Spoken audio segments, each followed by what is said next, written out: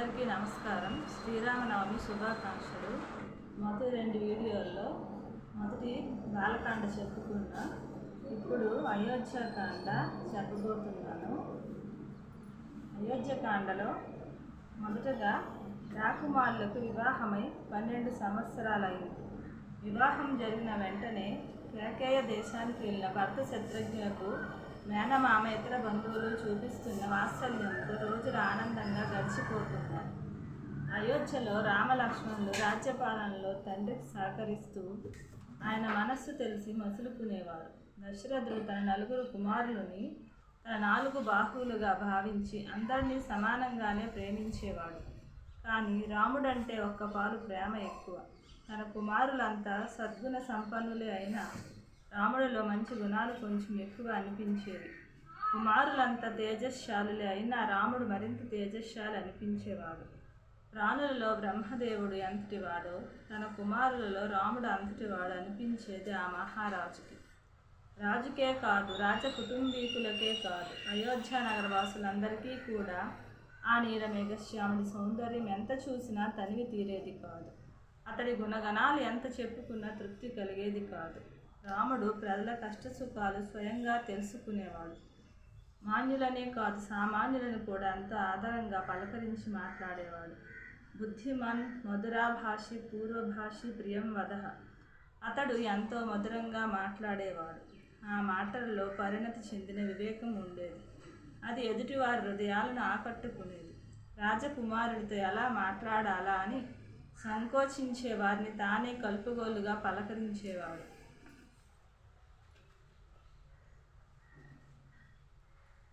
కథంచిదుపకారేణ కృతేనైకేన తుష్యతి న స్మరత్యపకారాణం శతమప్యాత్మవర్తయా. ఎవరైనా ఏ చిన్న ఉపకారమైనా చేస్తే, కావాలని చేసినా అనుకోకుండా చేసినా దాన్ని నిండు మనస్సుతో స్వీకరించి తన కోసం ఎంతో శ్రమపడి చేసినట్లు భావించి సంతోషించేవాడు. అదే ఎవరైనా పని కట్టుకుని ఎన్ని అపకారాలు చేసినా వాటిని పట్టించుకునేవాడు కాదు. ఏ పరిస్థితులు ఎదురైనా వాటిని ప్రశాంత చిత్తంతో ఎదుర్కొనేవాడు. ఉచ్యమానోపి పరుషం నోత్తరం ప్రతిపద్యతే. ఎవరైనా పరుషంగా మాట్లాడినా తాను పరుషంగా బదులు పలికేవాడు కాదు. పెద్దలను గురువులను సేవించి వారిని మెప్పించి వారి వలన సకల విద్యా పారంగతుడు అయ్యాడు. వేదాంగాలు నేర్చాడు. ధనుర్వేదంలో తండ్రిని మించిన తనయుడయ్యాడు. దుష్ట శిక్షణలోను శిష్ట రక్షణలోను నేర్పరి అయ్యాడు. అనురక్త ప్రజాభిశ్చ ప్రజాస్థాప్యనురజ్యతే. ప్రజలకు అతడిపై అంత ప్రేమ ఉండేదో ప్రజల మీద అతడికి అంత ప్రేమ ఉండేది. అయోధ్య నగరవాసులకే కాదు, కోశల దేశ ప్రజలందరికీ బహిశ్చర ఇవ ప్రాణో బభూవ. బహిః ప్రాణమయ్యాడు. తమేవం వ్రతసంపన్న ప్రదృశ్య పరాక్రమం లోకపాలోపమం నాథమకామయతమేధిని. రాముడు ఇంద్రాదిక్పాలకులతో సమానుడు. ఎదురులేని పరాక్రమవంతుడు, ధర్మనిష్టాపరుడు. అతడు ప్రభువు కావాలని భూదేవి కోరుకుంది. దశరథుడి ఆలోచనలు కూడా ఆ దిశలోనే ఉండేవి. రాముడికి పట్టాభిషేకం చేసి అతడు రాజ్యపాలన చేస్తూ ఉంటే చూసి ఆనందించి స్వర్గానికి వెళ్ళడం కంటే వేరే కోరిక ఆయనకు లేదు. ఆ మహారాజు ప్రజాభీష్టాన్ని 100కి 100 పాళ్ళు గౌరవించే ధర్మమూర్తి. తాను గౌరవించడమే కాదు, అలా గౌరవిస్తున్నాడని ప్రజలకు తెలిసేలా ప్రవర్తించే రాజనీతిజ్ఞుడు. ఆయన మంత్రి పురోహితుడిని సమావేశపరిచాడు. రాముడికి యువరాజ్య పట్టాభిషేకం చేసి తన కర్తవ్యం పూర్తి చేసుకుని ఉందని చెప్పాడు. అందరూ ఆమోదించారు. వెంటనే దేశంలో ఉన్న పౌర ప్రముఖుల్ని, ముఖ్యులైన ప్రభుత్వాధికారుల్ని, రాజుల్ని ఆహ్వానించమన్నాడు. జనకుడికి కేకయ రాజుకి ఆహ్వానం పంపడానికి సమయం చాలదని, వారికి విషయం తర్వాత అదే తెలుస్తుందని చెప్పాడు. అనుకున్న రోజుకి ఆహుతులంతా అయోధ్యకు చేరారు. నిర్దేశించిన సమయానికి రాజ్యసభకు వచ్చారు. దశరథుడు 100 మాగధుల కైవారాల మధ్య సింహాసనం అలంకరించాడు. స్పష్టంగా, దృఢంగా, మేఘగంభీర స్వరంతో సభను ఉద్దేశించి ఇలా చెప్పాడు. మా ఇక్షాకు వంశీయులంతా ప్రజలను కన్న బిడ్డల్లా చూసుకున్నారని మీకు తెలుసు. నేను కూడా ఏమరుపాటు లేకుండా అహర్నిశలు ప్రజాక్షేమం కోసమే శ్రమించాను. అనేక వేల సంవత్సరాలు ప్రజాపాలన భారం వహించిన ఈ శరీరం వార్ధక్యంతో జీర్ణించిపోయింది. దీనికి విశ్రాంతి కావాలి. వశిష్ఠాది ఋషులు అంగీకరిస్తే ఈ ప్రజాపాలన బాధ్యతను నా పెద్ద కుమారుడు రాముడికి అప్పగించాలనుకుంటున్నాను. రాముడు రాజ్యాభిషేకానికి అన్ని విధాలా యోగ్యుడు. నా ఆలోచనలో పుత్రప్రేమతో కూడిన స్వార్థం ఉండవచ్చు. మీరు ఆ స్వార్థం లేకుండా ఆలోచించగలరు. నా ప్రతిపాదన మీకు అంగీకారం అయితేనే రాజ్యాభిషేకం చేస్తాను, లేదంటే మీ మాటే నాకు శిరోధార్యం. సభాసదులందరూ ఆనందంగా తమ ఆమోదం తెలిపారు. దశరథుడికి ప్రజాభీష్టం తెలుసు. ఆయన మరొకసారి వారి అభిప్రాయం తీసుకోవాలనుకున్నాడు. నా మాట వినగానే, మీరు రాముడు ప్రభు కావాలంటున్నారు. నాకు ఎదురు చెప్పడం ఇష్టం లేక ఇలా అంటున్నారేమో అనిపిస్తోంది. అంతేకాదు, నేను రాజ్యాధికారం వదిలేస్తున్నానంటే మీరంతా ఆనందంగా ఆమోదిస్తూ ఉంటే అనేక అనుమానాలు వస్తున్నాయి. మీ మనస్సులో ఏముందో నిస్సంకోచంగా చెప్పండి. రాజులు, పౌరులు, జానపదులు ముక్త కంఠంతో ఇలా చెప్పారు. రాజా, రాముడికి రాజ్యాభిషేకం చేస్తానంటే మేమంతా ఎందుకింత ఆనందిస్తున్నామో చెప్పమన్నావు. మా మనస్సులో ఉన్న మాట చెప్పేందుకు అవకాశం ఇచ్చావు. ధన్యులమయ్యాము. విను. మీ ఇక్షాకు వంశంలో ఎంతవరకు పుట్టిన వారందరిలోనూ రాముడే శ్రేష్ఠుడని మా ఉద్దేశం.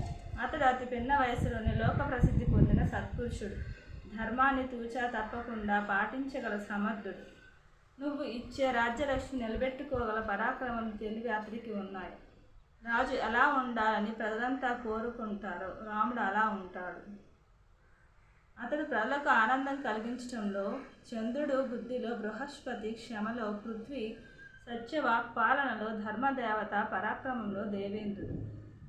దేవతలకు, మానవులకు తెలిసిన గొప్ప అస్త్రాలన్నీ అతడి ఆధీనంలో ఉన్నాయి. అతడి స్వభావం ఎంత సుకుమారమో నిర్ణయం అంత తిరుగులేనిది. వ్యసనేషు మనుష్యానాం దృశం భవతి దుఃఖితః ఉత్సవేషు సర్వేషు పితేవ పరితుష్యతి.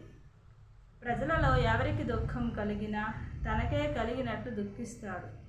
ఎవరికి ఆనందం కలిగినా కొడుకు అభ్యుదయం చూసి పొంగిపోయే తండ్రిలా ఆనందిస్తాడు. బహవో నృప కళ్యాణ గుణాః పుత్రశ్చ సంతితే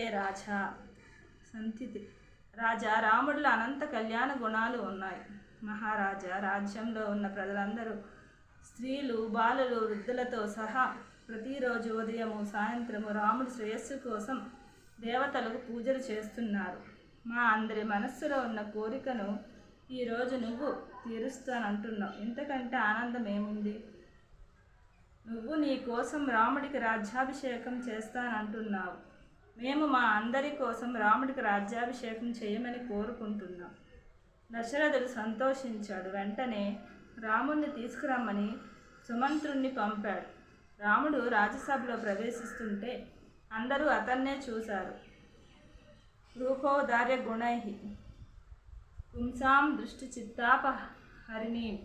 రాముడు రూపంతో ప్రజల చూపుల్ని, సుగుణాలతో వారి మనస్సులని దోచుకుంటున్నాడు.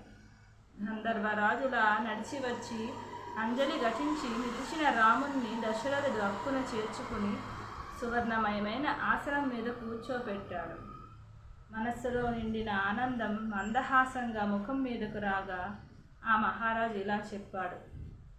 రామ, నువ్వు అత్యంత యోగ్యురాలైన నా పట్టమహిషి కడుపున పుట్టావు. నా జ్యేష్ఠ కుమారుడివి, గుణశ్రేష్ఠుడివి. నీ సద్గుణాల చేత దేశ ప్రజలందరి మన్ననలు పొందావు. రేపు చంద్రుడు పుష్యమి నక్షత్రంలో కలిసి ఉన్న శుభముహూర్తంలో నీకు యవ్వరాజ్య పట్టాభిషేకం చేస్తున్నాను. నువ్వు మంచి చెడు అన్నీ తెలిసిన వాడివి, సహజంగానే వినయశీలివి. రాజు అయ్యాక మరింత వినయం అలవర్చుకోవాలి. అయిన అనుభవంతో చెప్తున్నాను, రాజ్యపాలన అత్యంత బాధ్యతాయుతమైన పని. రాజు ఎప్పుడూ మనస్సుని పూర్తిగా నియంత్రణలో ఉంచుకోవాలి. రాజ్య అధికారం చేతికి రాగానే కామక్రోధాలు మనకు తెలియకుండా పెరిగే ప్రమాదం ఉంది. కామాన్ని అణిచిపెట్టకపోతే 10 వ్యసనాలు, క్రోధాన్ని అదుపులో ఉంచకపోతే 8 వ్యసనాలు మనం గ్రహించేలోగా మనల్ని లొంగదీసుకుంటాయి. రాజు ఎప్పుడూ వీటికి దూరంగా ఉండాలి. ప్రభువు నిత్యం అనేక మందితో మాట్లాడాలి. అనేక మంది చెప్పేవి వినాలి. కొందరితో నేరుగా మాట్లాడాలి, కొందరితో పరోక్షంగానే మాట్లాడాలి. కొన్ని విషయాలు 10 మంది మధ్య చర్చించాలి, కొన్ని రహస్యంగానే చర్చించాలి. ఏది ఎలా చేయాలో రాజుకు తెలిసి ఉండాలి.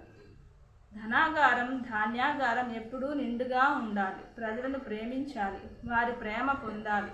నీ మాటల వలన, నీ చేతల వలన నీ మీద ప్రజలకు ప్రేమ నిత్యం పెంచుకుంటూ ఉండాలి. అలా ఏ రోజు పరిపాలిస్తాడో అతడి రాజ్యంలో ప్రజలు అమృతం దొరికిన దేవతలలా సుఖంగా ఉంటారు. దశరథుడు ఆ రోజుకి సభ ముగించాడు.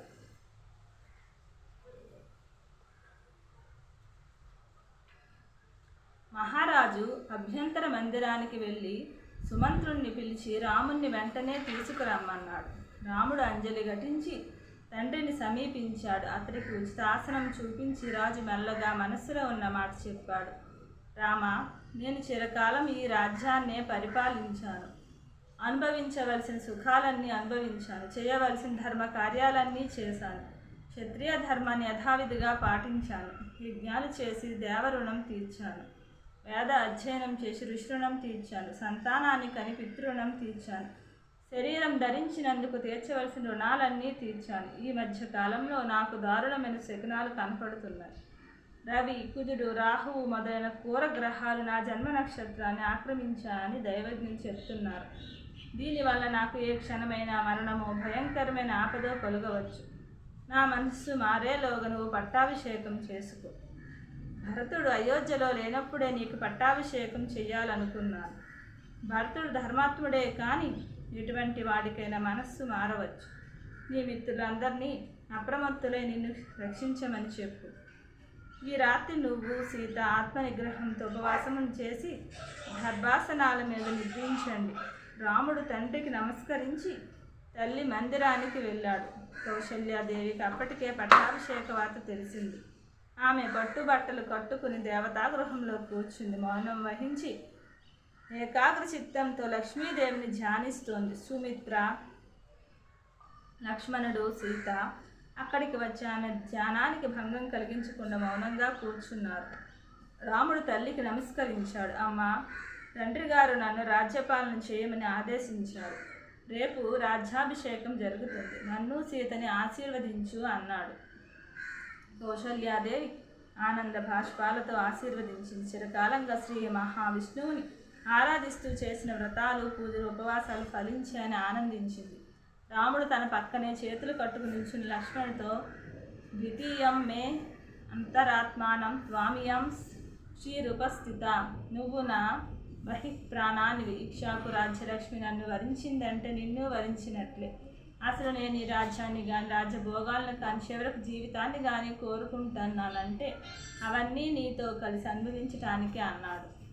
తల్లుల వద్ద సెలవు తీసుకుని సీతా సమేతుడే తన మందిరానికి వెళ్ళాడు. కొద్దిసేపటికి కులగురు వశిష్ఠుడు వచ్చి సీతారాములకు మంత్రపూర్వకంగా ఉపవాస వ్రతదీక్ష ఇచ్చాడు. రాముడు శ్రీ మహావిష్ణువు ఉద్దేశించి హోమం చేశాడు. సీతారాములు దేవతాగృహంలో దర్భలతో చేసిన చేపలు పరుచుకుని నిద్రించారు. మందర అనే భూనిదాసి కైకేయి చాలా ఇష్టురాలు. కైకేయి పుట్టినప్పటి నుంచి ఆమెతోనే ఉంటూ ఆమెతోనే అయోధ్యకు వచ్చింది. ఆ రోజు సాయంత్రం ఆమె ఎత్తైన మేడ మీదకు చేరి నగరాన్ని చూసింది. నగరం అంతా ఉత్సవ వాతావరణం కనపడింది. వీధులన్నిటిలోనూ నీళ్లు చల్లారు. ఇళ్లన్నిటి మీద జెండాలు కట్టారు. ప్రజలంతా వీధుల్లోనే ఉన్నారు. అందరూ ఆనందంగా ఏవేవో చెప్పుకుంటున్నారు. పట్టుప్రాణి కౌశల్య భవనం వద్దనైతే చెప్పలేనంత కోలాహలంగా ఉంది. వేదఘోషలు నిన్నంటుతున్నాయి. ఊరంతా ఎందుకింత సందడిగా ఉందో ఆ గూనిదాసుకు అర్థం కాలేదు. కౌశల్య వద్ద పనిచేసే ఒక దాడి ఆ మేడ మీద నిలబడి నగరాన్ని చూస్తోంది. ఆమె పండుగ సమయాల్లో అంతఃపుర పరిచారికలు ధరించే తెల్లటి పట్టుచీర కట్టుకుంది. సంతోషంతో ముఖం వెలిగిపోతూ ఉంటే నగరంలో వేడుకలు చూసి ఆనందిస్తుంది. మందర ఆ దాదిని సమీపించి ఆ సందడికి కారణం అడిగింది. ఏమే కౌశల్య పిసినాది కదా, ఈరోజు ఎందుకు ఇంతమందికి దానాలు చేస్తోంది? నగరంలో ప్రజలంతా ఇంత ఆనందంగా ఎందుకున్నారు? రాజు ఏమైనా శుభకార్యాలు తలపెట్టాడా? ఆ దాది ఎవరితోనైనా పంచుకుంటే తప్ప ఆనందం పట్టలేకుండా ఉంది. ఆమె ఇలా చెప్పింది. రేపు ఉదయం పుష్యమి నక్షత్రం దశరథ మహారాజు రాముడికి పట్టాభిషేకం చేస్తున్నాడు. ప్రజలంతా సంతోషంతో పండుగ చేసుకుంటున్నారు. ఆ మాట మందర మనసులో చిచ్చు రగిల్చింది. కోపంతో చరచరా మెట్లు దిగి నేరుగా కైకేయి మందిరానికి వెళ్ళింది. కైకేయి చక్కగా అలంకరించుకుని విలాసంగా హంసతూలిక తల్పం మీద పడుకుని ఉంది. రాణి దగ్గర ఉన్న చనువుతో మందర పరుషంగా మాట్లాడింది. కైకేయి, ఘోరమైన ఆపదలు ముంచుకొస్తుంటే గ్రహించలేకపోతున్నావు. భర్త ప్రేమకు ప్రాతురాలినయ్యానని బడాయిపోతున్నావు. నీ సౌభాగ్యం నిలకడలేనిదని తెలుసుకో. వెంటనే లేచి వచ్చి పడుతున్న ప్రమాదం నుంచి నువ్వు రక్షించుకో. నన్ను రక్షించు. కైకేయికి ఆ దాసి ఎందుకలా మాట్లాడుతుందో అర్థం కాలేదు. మందర, ఏమైంది? మనకేమైనా ఆపద వచ్చిందా అంది. కైకేయికి రాముడి పట్ల మనస్సు విరిగిపోయేలా తూచి మాట్లాడింది మందర. ఆపద వచ్చిందా అంటున్నావు? కోలుకోలేని శాశ్వతమైన దుఃఖం వచ్చి పడింది. దశరథ మహారాజు రేపు ఉదయం రాముడికి పట్టాభిషేకం చేస్తున్నాడు. రాజవంశంలో పుట్టావు. ఆ పని చిరకాలంగా రాజ్యమేలుతున్న వంశంలో రాజుకి భార్యవయ్యావు. సాటిలేని నీ అందంతో రాజు భార్యలలో ప్రధానురాలివయ్యావు. అయినా రాజుల పద్ధతి ఎంత క్రూరంగా ఉంటుందో తెలుసుకోలేకపోతుంది. నీ భర్త నీతో 4 తియ్యని మాటలు మాట్లాడి నిన్ను మెప్పిస్తాడు. కానీ ఏ మేలు చేయాల్సి వచ్చినది కౌశల్యకే చేస్తాడు. భరతుణ్ణి నీ పుట్టింటికి పంపించేసి రేపు ఉదయం నీ సవతి కొడుకు రాముడికి రాజ్య పట్టం కడుతున్నాడు. రాముడు రాజైతే నీకు భరతుడికి సర్వనాశనమే అని గ్రహించు. రేపు రామ పట్టాభిషేకం అనే మాట చెవిన పడ్డాక మందర చెప్పిన మిగిలిన మాటలేవీ కైకేయికి వినపడలేదు. అంతవరకు పడుకుని ఉన్న అపూర్వ సౌందర్య రాశి శరత్కాల చంద్రలేఖలా లేచింది. అంత మంచి వార్త చెప్పినందుకు మందరకు ఒక అమూల్య ఆభరణం బహుకరించింది. ఇంకా ఏమైనా కావాలంటే కోరుకోమని. కైకేయి స్పందన చూసి మందర విసుక్కుంది. ఆమె ఇచ్చిన ఆభరణం పక్కన పెట్టింది. తన దుర్బోధ మళ్ళీ మొదలుపెట్టింది. రాణి, నువ్వు తెలివి తక్కువగా ఆలోచిస్తున్నావు. శోకసాగరంలో మధ్యలో పడిపోతూ సంతోషిస్తున్నావు. దుఃఖించవలసిన సమయంలో ఆనందిస్తున్నావు. ఏమాత్రం వివేకం ఉన్న స్త్రీకైన మాతృ శత్రువు సవతి. ఆ సవతి కొడుకు అంతకంటే శత్రువు. అటువంటి వాడి అభ్యుదయం చూసి ఎవరైనా సంతోషిస్తారా? అనుకోకుండా వచ్చి మీద పడుతున్న మృత్యువుని ఎవరైనా అభినందిస్తారా? రేపు రాముడు రాజైతే కౌశల్య వైభవం చెప్పనలవి కాదు. మేము నీ ముందు నిల్చున్నట్లు నువ్వు ఆమె ముందు చేతులు జోడించి దాసిలా నిలబడాలి. నీ కొడుకు సేవకుళ్ళ నిలబడాలి. మేమంతా దాసికి దాసీలమై బ్రతకాలి. కైకేయికి మందర మాటలు హాస్యాస్పదంగా అనిపించాయి. ఓసి గూనిదాన, రాముడు ధర్మాత్ముడు, కృతజ్ఞుడు, సత్యవాది, రాజుకి పెద్ద కొడుకు, రాజ్యాభిషేకానికి అన్ని విధాల అర్హుడు. అతడి అభిషేక వార్త విని లోకమంతా ఆనందిస్తుంది. అంతటి మంచి వార్త విని నువ్వెందుకు బాధపడుతున్నావో అర్థం కావడం లేదు. నాకు భర్తడెంతో రాముడు అంతే. రాముడు కౌశల్యకు చేసిన దానికంటే నాకే ఎక్కువ సేవ చేశాడు. అతడు రాజైతే నాకు అంతకంటే కావలసిందేముంది? రాముడు 100 సంవత్సరాలు పరిపాలించాక ఈ రాజ్యాన్ని భరతుడు పరిపాలిస్తాడు. ఇక రాబోయే కాలం అంతా మనకు శుభప్రదమై. మందర దీర్ఘంగా నిట్టూరుస్తూ తన పద్ధతిలో మరొకసారి ప్రయత్నించింది. కైకేయి, నీ సవతి అభ్యుదయం తలుచుకుని నువ్వు పొంగిపోతున్నావు. నీ ప్రయోజనం ఏమిటో నువ్వు తెలుసుకోలేకపోతున్నావు. ఏవేవో ఊహల్లో తేలిపోతున్నావు. ఇప్పుడు రాముడు రాజైతే తరువాత అతడి కొడుకు, మనువడు రాజులవుతారు. భరతుడికి రాజ్యం ఎలా వస్తుంది? రాజ్యం రాజు సరిగదా. రాజవంశంలో భరతుడి పేరు కూడా మిగలదు. అయినా ఒక రాజు కుమారులు ఒకరి తరువాత ఒక రాజ్యం చేయటం ఎక్కడైనా విన్నామా? అలా జరిగితే నియమబద్ధంగా నడుస్తున్న ఈ రాచరిక వ్యవస్థ అలా కల్లోలం అయిపోదు. రాముడిది భరతుడిది ఒకే వయస్సు, కేవలం కొన్ని ఘడియలు తేడా. అందువల్ల రాజ్యాధికార రాముడికి ఎంత ఉందో భరతుడికి అంతే ఉంది. ఈ విషయం రాముడికి తెలుసు. ఎప్పటికైనా అతడి అధికారానికి ప్రత్యర్థి భరతుడే కనుక అరణ్యంలో సింహం ఏనుగును తరిమి కొట్టినట్టు రాముడు భరతుణ్ణి అడ్డు తొలగించుకుంటాడు. అందుకు నీ కొడుకుని దేశ బహిష్కారమైనా చేస్తాడు, ప్రాణమైనా తీస్తాడు. భరతుడు ప్రాణాలతో ఉండాలంటే అక్కడే నీ పుట్టింట్లో ఉండిపోమ్మను, లేదా అక్కడ నుంచి అడవులైనా పట్టి పొమ్మను. ఇక్కడికి వస్తే అవమానం, ప్రాణాపాయం రెండూ తప్పవు. పోనీ రాజైనా భరతుణ్ణి కాపాడతాడని ఆశిద్దామా అంటే చేతులు అది కుదరనివ్వకుండా చేసుకున్నావు. రాజుకి ప్రియ భార్యవు కదా. నీ కొడుకు మీద రాజుకి ప్రేమ పెరిగేందుకు ఏమైనా చేశావా? అలా చేయాలని ఎప్పుడైనా ఆలోచించావా? అసలు ఆ విషయమే పట్టించుకోలేదు. నువ్వు భరతుడిని చిన్నతనంలోనే మేనమామ ఇంటికి పంపేశావు. దగ్గరగా ఉంటేనే ఎవరి మీదైనా ప్రేమ కలుగుతుంది. చివరకు సమీపంలో ఉన్న స్థావరాల పట్ల కూడా ప్రేమ కలుగుతుంది. భరతుడిని దూరం పంపించి దశరథుడికి అతడి మీద ప్రేమ లేకుండా చేశావు. ఇప్పుడు ఉన్నట్లుండి భరతుడి శ్రేయస్సు పట్టించుకునేవారెవరు? భర్త ప్రేమకు ప్రాతురాలివై గర్వంతో ఇంతకాలం కౌశల్యం చిన్నచూపు చూశావు. రేపు రాముడు రాజైతే కౌశల్య అంతకంతా పగ తీర్చుకుంటుంది. నీకు భరతుడికి అవమానం ధైర్యము తప్పవు. భరతుడికైతే ప్రాణాపాయం తప్పదు. ఈ ఆపద నుంచి నువ్వు రక్షించుకో. నీ కుమారుణ్ణి రక్షించు, నన్ను రక్షించు. చూసేవారి కళ్ళు మిర్మిట్లు గొలిపే సౌందర్యం నీది. ఆ విషయం గుర్తుంచుకో. అలా మందర వదలకుండా చెప్తుంటే ఆమె మాటలు క్రమక్రమంగా కైకేయి తలకెక్కాయి.